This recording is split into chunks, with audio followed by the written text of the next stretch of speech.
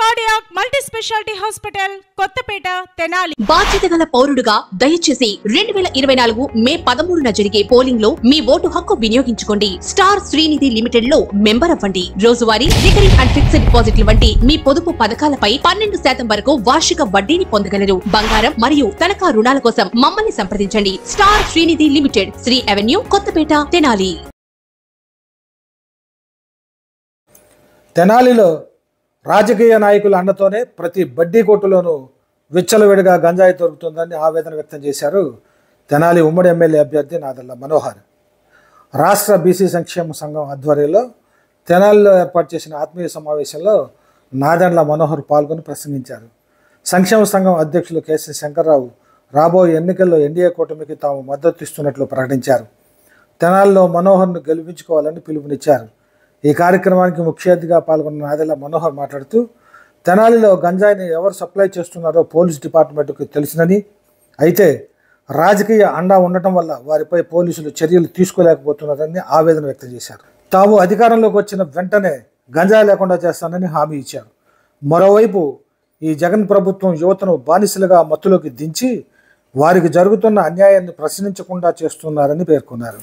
బీసీలకు ఒక కుటుంబ సభ్యుడిగా తాను అండగా ఉంటానని బీసీలకు హామీ ఇచ్చారు. ఆంధ్రప్రదేశ్ గడ్డ మీద విరబూసి తెలుగుదేశం జెండాను ఎగరేసి చంద్రన్నకి జై కొట్టను చూడు మన బీసీ.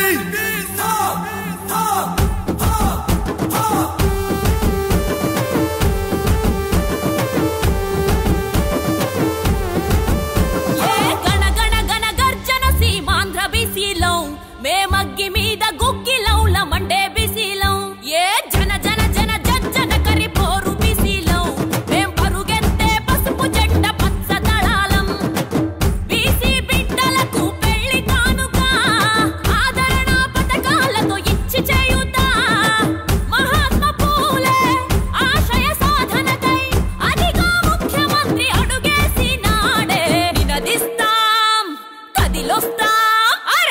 120 పైగా బీసీ కులాలం ఒక్కటయ్యి సునామీలా మేము దూకుతాం. మాట మీద నిలబడేటి నిప్పు కనికలం ముఖ్యమంత్రి అడుగుల. ఎన్ని ఇసుక ట్రక్కులు పోయినాయి, వాళ్ళ ఎన్ని కొండలు దోచుకున్నాం, ఎన్ని కోట్ల రూపాయలు సంపాదించుకున్నాం. దీనికోసం కాదు రాజకీయాల్లో బతికేది. నిజాయితీగా విలువలతో కూడిన రాజకీయాలు చేయగలిగితేనే ప్రజలు మన ఆ విధంగా అభిమానిస్తారు, ఎదురు చూస్తారు. మార్గదర్శకంగా నిలబడినప్పుడే యువతకి మనం ఆదర్శవంతంగా నిలబడగలుగుతాం. ప్రతి సంవత్సరం ఒక బడ్జెట్ ప్రతిపాదించాం. బడ్జెట్లో ఇన్ని వేల కోట్ల రూపాయలు ఇచ్చేస్తున్నాం. నవరత్నాల్లో ఒక రత్నం అని చెప్పుకున్నంత మాత్రాన ఎంతమంది జీవితాల్లో మనం మార్పు తీసుకురాగలిగాం, ఎంతమందికి నిజాయితీగా మనం అందించగలిగే సహాయం చెప్పండి. వాళ్ళ చేతులపైన వాళ్ళు కష్టపడి పని చేసుకుంటామని చెప్పిన పద్మశాలీలు ఏమైపోయారు? ప్రతిరోజు భవన నిర్మాణ కార్మికులు ఎవరైతే కష్టపడి పనిచేసుకున్నారో వాళ్ళ పరిస్థితి ఏంటి? మన శాలివాహన కుమారులు వాళ్ళ పరిస్థితి ఏంటి? ఈ రోజున మారిపోతున్న తరుణంలో టెక్నాలజీ వస్తున్నప్పుడు మనం వాళ్ళని ఏ విధంగా మనం ముందుకు తీసుకెళ్ళాలి? గౌడ సంఘంలో ఉన్న పెద్దల గురించి, వాళ్ళ గురించి ఏంటి? యాదవ సంఘంలో ఉన్న పెద్దల గురించి ఏంటి? మత్స్యకారుల గురించి ఏంటి ఈరోజు పరిస్థితి?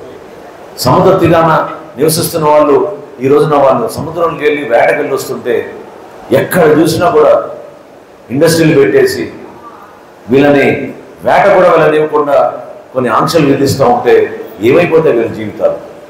ఎందుకు వాళ్ళ గురించి ఆలోచించడం లేదు నిజాయితీగా? 3,30,000 కోట్ల రూపాయలతో బడ్జెట్ ప్రతిపాదించామంటున్నాం. ప్రతి సంవత్సరం ప్రతిరోజు మనం అప్పులు చేసుకుంటూ వస్తున్నాం. కానీ మన సమాజంలో ఉన్న పేదవారి కోసం వాళ్ళు కష్టపడతామని నిలబడినప్పుడు వాళ్ళ ఆత్మధైర్యం కోసం, స్థైర్యం కోసం ఎందుకు ప్రభుత్వం అండగా నిలబడలేకపోతుంది? ఒక కాగితం తీసుకొచ్చి మీ అందరికీ కూడా ఇంత సంక్షేమం ఇచ్చేసాం, బడ్జెట్లో ఇందులో వేల కోట్ల రూపాయలు కేటాయించేసాం అన్నందుకు మాత్రాన సంక్షేమం కాదు. తెనాలి అభివృద్ధి గురించి నేను మీకు మాటిస్తున్నాను. గతంలో పెదరావూరు నుంచి నందివెలు వరకు 68 కోట్ల రూపాయలతోటి 4 లేన రహదారి ఏదైతే ప్రారంభించామో ఈరోజు నందివెలు వరకు తీసుకెళ్తే సరిపోదు. మనం ప్రతిరోజు విజయవాడకి వెళ్తున్నాం, గుంటూరుకి వెళ్తున్నాం. ఆ 4 లేన రహదారిలో ఎంతమంది ప్రతిరోజు యాక్సిడెంట్లు గురవుతున్నారో, ఇబ్బంది పడుతున్నారో అది లేక మీకు బాగా తెలుసు.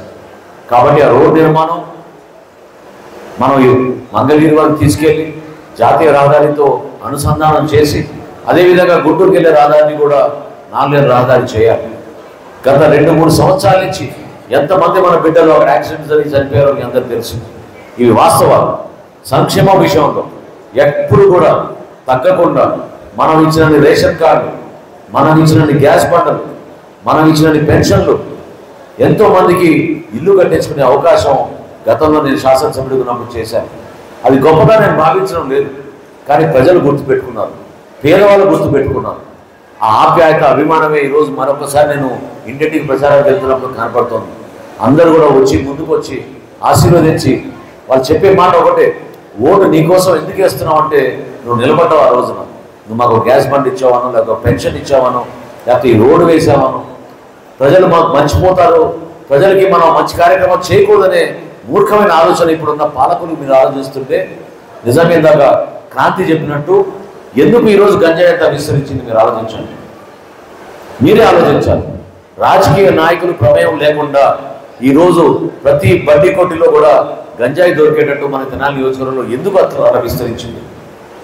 కేవలం యువతని మత్తులో తీసుకెళ్ళిపోయి వాళ్ళు ప్రభుత్వాన్ని ప్రశ్నించకూడదు, జగన్మోహన్ రెడ్డికి వ్యతిరేకంగా మాట్లాడకూడదు, ఉద్యోగ అవకాశాల గురించి వాళ్ళు మాట్లాడకూడదు అనే ఉద్దేశంతో, దురుద్దేశంతో వాళ్ళు చేసిన కుట్ర ఇది. లేకపోతే గంజాయి విధంగా వెళ్తుందా చెప్పండి? పోలీస్ అధికారులకు తెలీదా? పట్టణంలో ఎవరున్నారా 10 మంది ఇది సరఫరా చేసేది? పట్టుకోలేరా వాళ్ళని రాత్రికల్లా? సింపుల్ విషయం అది. ఎవరైతే పట్టణంలో ఇటువంటి కార్యక్రమాలు చేస్తున్నారో వాళ్ళపైన కొరడా జూల్పి ఎట్టి పరిస్థితుల్లో జరగకూడదని పాలకులు నిర్ణయం తీసుకోలేదా చెప్పండి? వీళ్ళే కదా ప్రోత్సహించింది, వీళ్ళే కదా పట్టణంలో వర్గాల మధ్య, సంఘాల మధ్య గొడవ పెట్టించింది. అదేవిధంగా జగన్మోహన్ రెడ్డి కూడా 56 కార్పొరేషన్లు ఏర్పాటు చేసి మీ సంఘంలోనే తగాదాలు వచ్చేటట్టు మీకే తెలియకుండా ఏం జరుగుతుందో మనకే తెలియదు. ఎవరికి రుణాలు ఇస్తున్నారో మనకి తెలియదు, ఎటువంటి క్రెడిట్ సొసైటీకి మనం రుణాలు ఇస్తున్నామో మనకే తెలియదు. ఎవరిని కూడా ఆశ్రయించే విధంగా ఆలోచన లేదు. దుర్మార్గంగా అబద్ధాలు చెప్తున్నాడు. మేము ప్రభుత్వం నుంచి బడి పిల్లలకి ఇచ్చే స్కూల్ యూనిఫామ్ 3 జతలు మేము నేతన్నల దగ్గరే కొన్నామని చెప్పాడు. పచ్చి అబద్ధం అని. మఫద్దాల ఇండస్ట్రీస్, గ్రాసిమ్, డెనిమ్ ఇండస్ట్రీస్, ఒక 5 ఇండస్ట్రీలు బాంబేలో ఉన్న కంపెనీలకి వీళ్ళు ఆర్డర్లు ఇచ్చుకొని మోసపూరితంగా ఈ విధంగా మాట్లాడి ముఖ్యమంత్రి ఈరోజు సడన్గా ఓట్లు కావాలి కాబట్టి మన నేతన్నల దగ్గరకు వచ్చి ఇట్లా మాట్లాడుతుంటే ఏమైపోతుంది చెప్పండి? ప్రతి ఒక్కరిని ఇబ్బంది పెట్టాడు, ప్రతి వర్గాన్ని ఇబ్బంది పెట్టాడు.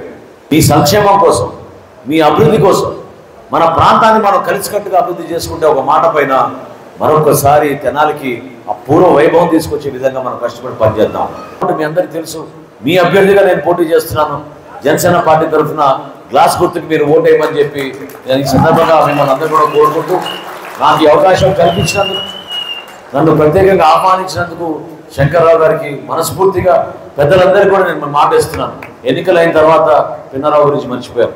పెద్దలందరికీ నేను మాటిస్తున్నాను, ఎన్నికలైన తర్వాత తప్పకుండా మనం అందరం కూర్చుని ఒకసారి మన సంఘాల్లో ఉన్న సమస్యల గురించి, వాటి పరిష్కారాల గురించి నేను మీకు కుటుంబ సభ్యుడిగా నిలబడతాను, మీకు అండగా ఉంటానని చెప్పి మనస్ఫూర్తిగా నేను సందర్భంగా తెలుసుకుంటూ సెలవు తీసుకుంటాను. కేంద్రంలో ఉన్నటువంటి నరేంద్ర మోడీ గారి కూడా బీజేపీ ఈ రాష్ట్రానికి మరి నిధులు కావాలన్నా కేంద్ర ప్రభుత్వ సహాయ సహకారాలు కావాలి. కాబట్టి వారి యొక్క కూటమి అభ్యర్థులకి విజయాన్ని మనం చేకూర్చాలని చెప్పని ఏకగ్రీవంగా మేము అందరూ కూడా ఈ రోజున మనం తీర్మానం చేయటం, ఈ రోజున ఇక్కడ ఈ సమావేశానికి ముఖ్య ఉద్దేశం ఈ రాష్ట్రంలో రేపు ఎన్డీఏ కూటమి స్వీప్ చేసే విధంగా ఈ గెలుపు సునాయాసంగా ఉంటున్నటువంటి విషయాలు కూడా మీ అందరూ కూడా గమనించాలి. ప్రజలందరూ కూడా చాలా సైలెంట్ గా ఉన్నారు. ఎందుకంటే ఎక్కడ బయట పెడితే ఏ రకమైన కేసులు పెడతారో, ఏ రకమైన ఇబ్బందులు గురి చేస్తారని చెప్పని ఓట్లు ఎప్పుడని 11వ తారీఖు ఎదురు చూస్తున్నటువంటి నేపథ్యంలో మనందరూ కూడా చూడాల్సినటువంటి అవసరం ఉంది.